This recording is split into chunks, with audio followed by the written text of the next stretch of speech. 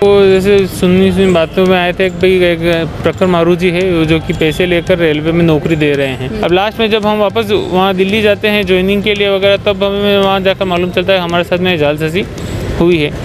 उन्होंने हमें घर पे बुलाया और कहा कि ये फॉर्म भर दो, आपकी नौकरी पक्की। फिर आगे दिल्ली तक हम गए थे, वहाँ मेडिकल कराया था और वहाँ मेडिकल कराने के बाद वहाँ से कैश स्लिप दी थी हमारे को मेडिकल की। भारतीय रेलवे के नाम से लेटर आता है, अशोक स्तंभ की छाप लगी हुई होती है उसके ऊपर। डॉक्टर प्रखर मारू के अलावा संतोष पाटिल के अलावा एक पूरा गिरोह है। नमस्कार, मैं हूं जयश्री नागदा। इस वक्त मेरे साथ कुछ लोग खड़े हैं। देश में जहां अभी बेरोजगारी सबसे बड़ा मुद्दा है, लोगों के पास रोजगार नहीं है, कोरोना के कारण लोगों के पास काम धंधे नहीं है, वहीं सरकारें जो हैं बेरोजगारी या रोजगार देने के नाम पे किस तरह से अपनी पीठ थपथपा रही है, ये भी हम देख रहे हैं। यहाँ कुछ युवा मेरे साथ मौजूद हैं जो सरकारी नौकरी के नाम पर किस तरह ठगे जाते हैं, ये देखने के लिए आपको इनको सुनना बहुत ज़रूरी है। आइए बात करते हैं इन लोगों से और क्या इनके साथ जालसाजी हुई है, किस तरह से विभागों के अधिकारी ही इनके साथ खेलते नजर आ रहे हैं, क्या इनका आरोप है। आइए सुनते हैं इन्हीं की ज़बानी। क्या नाम है आपका सर? विजय नाम है। क्या हुआ पूरा माजरा आपके साथ, वो समझाइए। हमारे को जैसे सुनी बातों में आए थे कि भाई एक प्रखर मारू जी है जो कि पैसे लेकर रेलवे में नौकरी दे रहे हैं। तो हमने उनसे पहले जाकर बात की, अरावली कॉम्प्लेक्स में उनका घर है, उनके यहाँ गए, उनसे बातचीत की कि भाई कैसे क्या है। तो उन्होंने हमें पूरा बताया कि मैं खुद एक बहुत बड़े पद पे हूँ, मैंने पहले भी कईयों को नौकरी पे लगाया है और आगे भी मैं ये काम करता ही रहता हूँ, ये मेरे लिए कोई बड़ी बात नहीं है।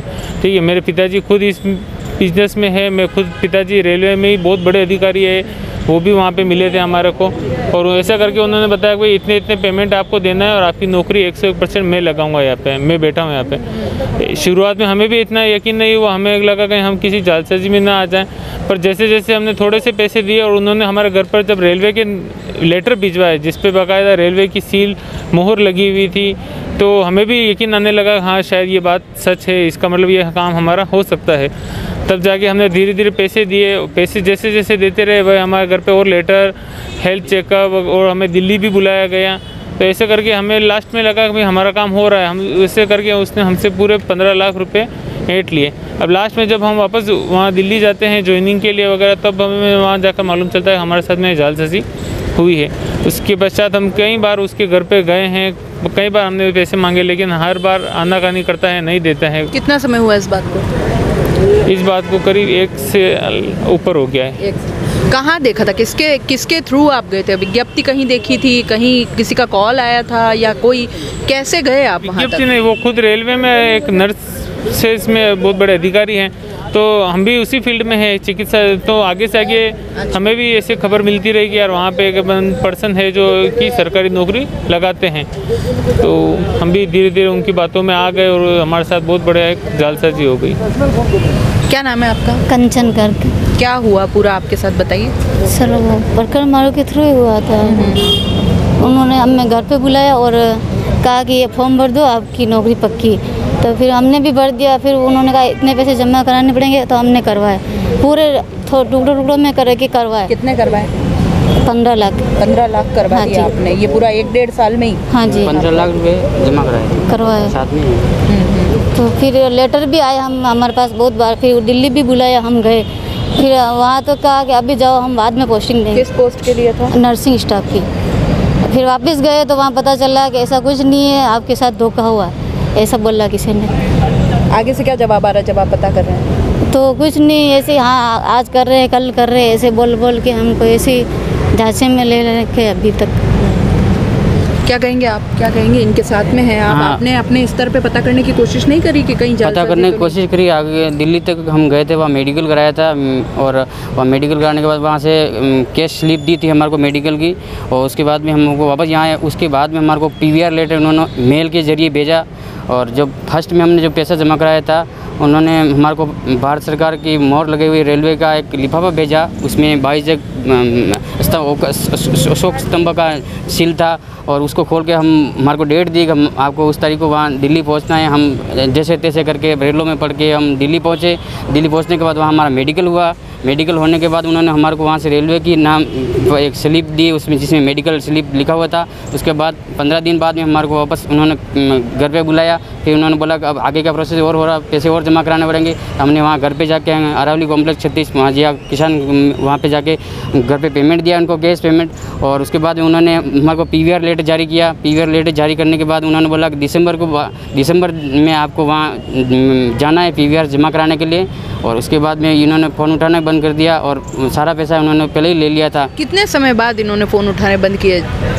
पिछले एक साल 11 महीने लगभग कुछ हो गए। अच्छा, 11 महीने से आप कोशिश ही कर रहे हो कि आपको न्याय हाँ, मिल कभी जाए। व्हाट्सएप कॉल करता है, कभी वो कॉल करता है, मगर साधारण कॉल करता ही नहीं है। और ऊपर से और धमकाता डराता है। क्या बोलते हैं? वो कहते हैं कि भाई तुम्हारा काम हो रहा, तुम उंगली क्यों कर रहे हो मेरे को, मैं ये है वो है, नहीं तो तुम्हारा पैसा वापस दे दूंगा। मेरे पिताजी इतने बड़े पोस्ट पे थे, मैं भी उसी पोस्ट में, मेरे से बड़ा कोई अधिकारी है ही नहीं। और आपको उन्होंने मेरे को वहाँ रेलवे स्टेशन भी बुलाया था। वहाँ पे उनकी मोनोपोली दिखाई कि ये मेरे पिताजी का नाम है, ये मेरा नाम है, मैं इतने टाइम से इससे बड़ा अधिकारी हूँ, 5 जोन पे मैं अधिकारी हूँ और आप निश्चिंत रहिए। वैसे बहला बुझला के हमारे से पैसे ऐंठे थे और नौकरी के नाम पे फर्जी नौकरी देने के नाम पे पैसे ऐंठे हैं इसने, रेलवे के नाम से पैसे लिए थे इसने। और अब पैसे दे रहा हूँ, कल दे रहा हूँ, आज दे रहा हूँ, ऐसा करके हमने FIR दर्ज कर दी। उसने मेरे को चेक दिया था, वो चेक मैंने बाउंस कराया। उसने मेरे को डरा धमका के मेरे को एक आईकॉम का एग्रीमेंट कर दिया कि ये है वो, ऐसा करके। बाकी वो अभी तक पैसा उसने नहीं दिया है। और आपने ऐसा नहीं सोचा कि सरकारी नौकरियां ऐसे नहीं लगती, विज्ञप्ति निकलती है बाकायदा और फिर सारा प्रोसेस उसमें होता है? रेलवे की सील लग के लिफाफा घर आता है और अशोक स्तंभ का अगर चिन्ह लगा हुआ था तो हम एक बार झांसे में आ गए। ठीक है, क्या नाम है? जी, मेरा नाम दीपक गर्ग है। हमारे साथ बहुत बड़ा फ्रॉड हुआ है। प्रखर मारू नाम करके डॉक्टर है, इन्होंने हमसे पैसे ऐंठे हैं। रेलवे में नौकरी लेने के नाम पे जैसे हमें लिया है। हमें उन्होंने में ही आप भी नहीं, मैं TC पोस्ट पे TC पोस्ट के लिए उन्होंने हमसे 12 लाख रुपए लिए। शुरू में उन्होंने हमें आश्वासन दिया कि थोड़ा पैसा करके आपको देना है। हम तो किसान के लड़के हैं, गरीब लड़के हैं। हमारे पापा ने जैसे करके ज़मीन को गिरवी वगैरह रख के कुछ ब्याज में पैसे ला के थोड़ा बहुत पैसे दिए। जैसे ही फिर हमारे घर पे भारतीय रेलवे के नाम से लेटर आता है, अशोक स्तंभ की छाप लगी हुई होती है उसके ऊपर। तो हमें भी लगा कि ऐसा काम हो रहा है, तो हमने धीरे करके थोड़ा करके पैसे दिए उनको। बाद में थोड़ा कुछ पैसा बाकी रह गया तो उन्होंने रसीदें मिली, हम सारी मिली हमें। फिर हमारा थोड़ा कुछ पैसा बाद में थोड़ा बाकी रह गया था तो उन्होंने हमें कैंसिलिंग लेटर जारी कर दिया था। फिर प्रेशर बनाना शुरू किया, हमने जैसे करके ब्याज में ला के पैसे दिए और फिर ऐसा करके हमने सारे पैसे ले लिए। और बाद में हम दिल्ली गए और दूसरी जगह भी। कब गए थे दिल्ली आप? कितना टाइम हो गए? साल भर से आप जी। ये अप्लाई कब किया था? पैसे वैसे कब जमा कराए थे? कितना टाइम हुआ इस बात को? ये हो गया लमसम साल भर 11-12 महीने ऊपर हो गए। और इसी प्रकार से हमें फिर और पोस्टिंग लेटर भी जारी हुआ था। हमें पोस्टिंग लेटर के लिए धनबाद भेजा गया था। हम वहाँ पे अटक गए थे। हमें ट्रेनिंग सेंटर ले जाके बाहर से दिखा के वापस लेके आ गए और वहाँ पे हमें गुमराह कर दिया। और हमारा फिर उनके बाद से कॉन्टैक्ट टूट गया। हमारे कॉल उठाना बंद कर दिया, सब कुछ बंद कर दिया। हम अकेले पड़ गए थे वहाँ पे। फिर वहाँ पे हम जैसे वहीं पे छोड़ के आपको हमें अकेला छोड़ दिया गया था वहाँ पे। फिर हम जैसे करके पैसे ये व्यवस्था करके फिर हम होटल में रुके थे। तब भी आपको यूँ नहीं लगा कि हमारे साथ कुछ धोखा हुआ, इस तरह से कोई करता नहीं है? जी सर, हमें लगा कि धोखा हो रहा है हमारे साथ, लेकिन हम करें क्या, वहाँ पे फंस चुके थे। हम जैसे करके पैसे की व्यवस्था करके थोड़ा बहुत वहाँ पे रुके, लेकिन कोरोना लॉकडाउन भी लग चुका था, वापस हम नहीं आ पाए थे। फिर जैसे करके लॉकडाउन में फिर वो स्पेशल ट्रेन के थ्रू हम जैसे फॉर्म भरा के फिर हम यहाँ पे घर तक पहुँचे। फिर हमने उनके घर पे जा के बार पैसों के लेने के लिए आग्रह किया, लेकिन कभी उन्होंने मना भी कर दिया कि हम आपको नहीं पहचानते हैं। और कभी प्रेशर बनाते कि हम आपका काम हो जाएगा ना, अभी थोड़ा टाइम लगेगा, ऐसा होगा, हम हमारी पहचान बहुत आगे तक है ना, आपका काम हो जाएगा, ऐसा करके हमें डराया धमकाया गया। फिर और बाद में फिर हमने और भी कोशिश की थी, लेकिन वो सब सारी कोशिश नाकामयाब रही। फिर हमने कानून का क्या नाम है मैम आपका? रचना सेन नाम है मेरा। मैं स्टाफ नर्स की पोस्ट पर अप्लाई किया था। इन्होंने हम में से प्रखर मारू हैं, डॉक्टर प्रखर मारू जो बड़े अधिकारी हैं, उन्होंने हमारे रेलवे के नाम से हमारे से धोखाधड़ी करी है। उन्होंने बोला कि रेलवे में आप फॉर्म भर दो, नर्सिंग का सब काम मैं ही करूँगा और सारा आपको मतलब इसमें नौकरी भी दिलाऊंगा। हमारे को टाइम टू टाइम एक एक फॉर्म भेजा, घर पे PVR लेटर और मेडिकल वगैरह भी करवाया था, दिल्ली भी बुलाया था। तो उसके लिए हम दिल्ली भी गए थे, वहाँ पे हमने मेडिकल करवाया था। उसके बाद में हम PVR लेटर वगैरह भेजा था। फिर ज्वाइनिंग के लिए पूछा था, बताया नहीं, टालम टोले करने लग गए। उसके बाद में हमें थोड़ा थोड़ा लगने लगा कि भाई ये जरूर झांसा हो रहा है हमारे साथ में। तब हमने कानून का दरवाज़ा खटखटाने की ज़रूरत समझी। कितना अमाउंट जमा करवाया? 15 लाख रुपए जमा करवाए और पैसों का लेन देन इनके घर पे अरावली कॉम्प्लेक्स में किया गया था।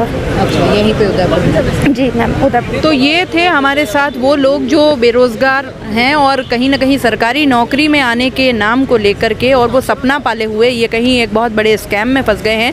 रेलवे विभाग के अधिकारी का इसमें मिलीभगत कहीं ना कहीं इनकी बातों से ऐसा लग रहा है कि हो सकता है, ये संभावना एक बन रही है कि कहीं कहीं ये मिलीभगत हमें नज़र आ रही है। देखते हैं कि आगे इसमें क्या प्रावधान है, किस तरह की इसमें चीज़ें सामने आती है। हमारे साथ एडवोकेट नरेंद्र जोशी मौजूद है। ये बात करते हैं क्या प्रावधान है इसमें, किस तरह से ये पूरा मामला है। सर, क्या है पूरा मामला, इनके साथ जो ये पूरी इतनी बड़ी धोखाधड़ी हुई है, क्या प्रावधान है इसमें और क्या है पूरा, एक बार समझाइए। जब इन लोगों ने हमसे संपर्क किया तो इस संदर्भ में जब हमने डॉक्यूमेंट को देखा और डॉक्यूमेंट को देखकर हमें कहीं ना कहीं लगा कि इन बेरोजगारों के साथ डॉक्टर प्रखर मारू और उसके जो गिरोह है उसने इनके साथ धोखाधड़ी की है। इस संदर्भ में मैंने DRM अजमेर और दिल्ली तक के जो रेलवे के अधिकारी है अपने सोर्सेज के आधार पर उनके फ़ोन नंबर निकाले और फ़ोन नंबर निकाल कर उनसे बात करके ये बताई मैंने कि उदयपुर में इस तरह का मामला हुआ है जिसमें 8 लोगों के साथ, और ये भी सुनने में आ रहा है कि पाली मारवाड़ के क्षेत्र में भी लोगों के साथ इसी तरह के फ्रॉड हुए। तो उन्होंने मुझसे डॉक्यूमेंट मंगवाए व्हाट्सएप पर और जब मैंने उनको डॉक्यूमेंट देखे तो डॉक्यूमेंट देखकर उन्होंने यही कहा कि सर ये टोटली फ्रॉड है और इस तरह के कोई डॉक्यूमेंट हमारे विभाग द्वारा जारी नहीं किए जाते और ये RRB चंडीगढ़ का मैटर है। इस संदर्भ में मैंने डॉक्टर प्रखर मारू से भी बात करनी चाहिए क्योंकि लोगों का करोड़ों रुपया उलझा हुआ था। मैंने उससे संपर्क करना चाहा कि वो आकर इन लोगों का मैटर निपटाए, चूँकि उसके द्वारा विभिन्न दूसरी बातें की गई कि मेरे द्वारा फ्रॉड वगैरह नहीं किया गया है, जबकि हमारे पास पर्याप्त ऐसे डॉक्यूमेंट, पर्याप्त वीडियो रिकॉर्डिंग, पर्याप्त ऑडियो रिकॉर्डिंग और इसके अलावा कॉल रिकॉर्डिंग तक मौजूद है जिनकी CD हमने बनाई हुई है और वो हम वक्त अनुसंधान पेश करेंगे। और इन लोगों से पैसा लेकर इनके जो भी डॉक्यूमेंट जारी किए हैं उन पे भारत सरकार के जो प्रतीक चिन्ह है जिसमें अशोक स्तंभ से लेकर रेलवे के मोनो लेकर रेलवे के अधिकारियों के हस्ताक्षर और उनके मोहरें लगी हुई है। तो ये जो सारे डॉक्यूमेंट इन्होंने बाई दिल्ली भेजे हैं, इन लोगों के घर पे आए, तो ये डॉक्टर प्रखर मारू के अलावा संतोष पाटिल के अलावा एक पूरा गिरोह है जो न केवल इन 8 लोगों के साथ, हम सोचते हैं कि अगर इस चीज़ का भांडाफोड़ होता है तो इस मैटर में बहुत से नए लोग और भी लोग उठ के आएंगे। तो इसीलिए हमने रेलवे के जो भी RRB डिपार्टमेंट है, रेलवे के जो भी प्रधान कार्यालय हैं, उन सभी प्रधान कार्यालय के अलावा भारत सरकार, केंद्र सरकार के जो मंत्रालय हैं, करीब 20 से 25 विभागों को हम अलग से लेटर भी प्रेषित कर रहे हैं। और श्रीमान, वैसे तो हमने सुखेड़ थाने में इसकी रिपोर्ट 21 तारीख को दी थी लेकिन प्रकरण दर्ज नहीं किया गया इस मैटर में। हमने आज इन सबको लाकर जिला पुलिस अधीक्षक के सामने मैं दस्तावेज कि उन्होंने क्या फर्जी दस्तावेज रचे जो भारतीय दंड संहिता की धारा 467, 468, 471 के तहत अपराध है। मामले को तुरंत संज्ञान लेते हुए जिला पुलिस अधीक्षक ने FIR दर्ज करने के लिए पुलिस थाना सुखेड़ को आदेश दिए।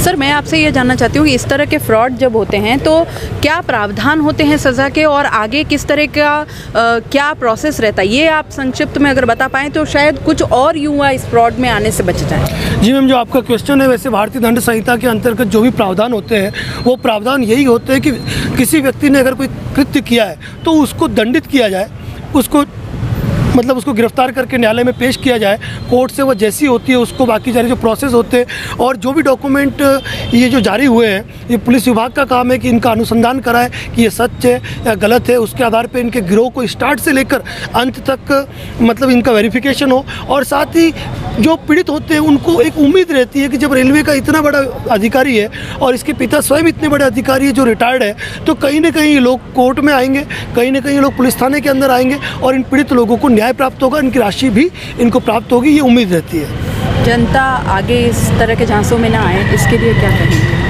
मैं ये कहूँगा कि आए दिन अखबारों में इस तरह की खबरें आती रहती है, आपके न्यूज़ चैनल के माध्यम से भी आज ये खबर जनता के सामने आएगी, लेकिन चक्कर ये है कि जब बाढ़ ही खाएगी खेती को तो रखवाली करेगा कौन? इन लोगों का भरोसा सिर्फ और सिर्फ ये था कि 5 जिलों के ऊपर का अधिकारी डॉक्टर प्रखर मारू, जिससे बिना अपॉइंटमेंट कोई मिल नहीं सकता है, उस व्यक्ति ने जब इनके साथ षड्यंत्र किया तो ये धोखे का शिकार हुए। आम जनता को तो मैं यही सलाह दूंगा कि ये मान के चलिए कि कभी भी इस प्रकार के प्रोसेस सरकारी विभागों के अंदर नहीं होते कि लेन देन करके आपके समक्ष इस तरह की बातें हो। और एक आम जनता जो करती है, ये भी एक लंबे समय से इस पीड़ा के शिकार हो रहे थे, पुलिस थाने जाने की हिम्मत नहीं कर रहे थे कि इतना बड़ा अधिकारी है, क्या पता पुलिस कार्रवाई करेगी, कोर्ट क्या कार्रवाई करेगी, ये लोग बच के निकल जाएंगे, हम कैसे इनसे दुश्मनी ले। तो इन लोगों को समझाया गया कि कोई भी व्यक्ति प्रशासन, सिस्टम या कानून से ऊपर नहीं हो सकता है, चाहे वो कितना भी बड़ा अधिकारी क्यों ना हो। आप किसी के भी खिलाफ आकर अपने, अगर आप दस्तावेजी रूप से मजबूत है और आपने अगर पीड़ा के वास्तव में शिकार है, आप पीड़ित है, तो आपको आना चाहिए आगे। ऐसे कई लोग अपने उदयपुर में आजकल शिकार है जिनके साथ इस तरह की धोखाधड़ी हुई है। मैं उन आम व्यक्ति को ये आग्रह करूँगा कि चुप न बैठे, आप आगे आए। अगर इंसाफ चाहते हैं तो इंसाफ आपके घर नहीं आएगा, आपको खुद चल के आगे आना होगा। तो ये थे हमारे साथ वो युवा जो सरकारी नौकरी के नाम पे, रेलवे में सरकारी नौकरी चाहिए थी इन्हें, और ये किसी न किसी तरह से उस झांसे में आ गए। और यहाँ पे जो है उन अधिकारियों की भी मिलीभगत हमने सामने आ रही है। हमारे वो सारा आगे अनुसंधान में हमें पता चलेगा कि किस तरह से आगे सारा प्रोसेस चलता है। यहाँ पे सीबीसी न्यूज़ उन युवाओं से अपील करता है जो इस तरह के नौकरी में कहीं ना कहीं इन झांसों में आ जाते हैं। आप ध्यान रखिए कि कभी भी सरकारी नौकरियां जो होती हैं वो इस तरह से लेन देन के ऊपर नहीं चलती हैं, और इसके लिए बाकायदा विज्ञप्ति जारी होती है और उसी के तहत एक पूरा प्रोसेस होता है और वो प्रोसीजर फॉलो करना होता है, और तभी हम वो नौकरी पा सकते हैं। लेन देन के साथ में कभी भी इस तरह की नौकरियाँ, सरकारी नौकरियाँ कभी नहीं मिलती। आगे किसी भी तरह इस तरह के झांसों में ना आए। जय श्री नागदा, सीबीसी न्यूज़। दोस्तों, सीबीसी न्यूज़ आपके सहयोग से लगातार बढ़ता जा रहा है। स्वतंत्र पत्रकारिता का सहयोग करने के लिए आपका धन्यवाद। सबसे पहले तो जिन लोगों ने हमारे चैनल को सब्सक्राइब नहीं किया है तो पहले सब्सक्राइब करें, जिसका कोई शुल्क नहीं लगता और बड़ा आसान है। बस नीचे दिख रहे लाल सब्सक्राइब के बटन को दबाना है और पास में दिख रहे बेल आइकन को भी दबाना है, ताकि आपको अपने सीबीसी न्यूज़ के हर अपडेट्स मिल सके। हमारे इंस्टाग्राम पेज और फेसबुक पेज को भी लाइक करें, फॉलो करें, वहां पर भी आपको मिलती है तरह तरह के अपडेट्स। हम पूरे राजस्थान से आपके लिए लाते हैं वो खास खबरें जो आपके लिए जरूरी है, और वो भी पूरी बेबाकी के साथ। पत्रकारिता के इस मुश्किल दौर में आपकी आवाज जिम्मेदारों तक पहुंचाना ही हमारा लक्ष्य है, और ये आपके सहयोग के बिना संभव नहीं है। हमारा सहयोग करें, स्वतंत्र पत्रकारिता में अपना योगदान दें और ज्वाइन बटन पर जाकर सदस्यता लें, चाहे सबसे छोटी सहायता के रूप में ही क्यों ना हो। जनता की बेबाक आवाज बने रहें, उसके लिए सहयोग आपको ही करना है। सब्सक्राइब करिए और ज्वाइन बटन पर क्लिक कर सदस्यता ग्रहण कीजिए।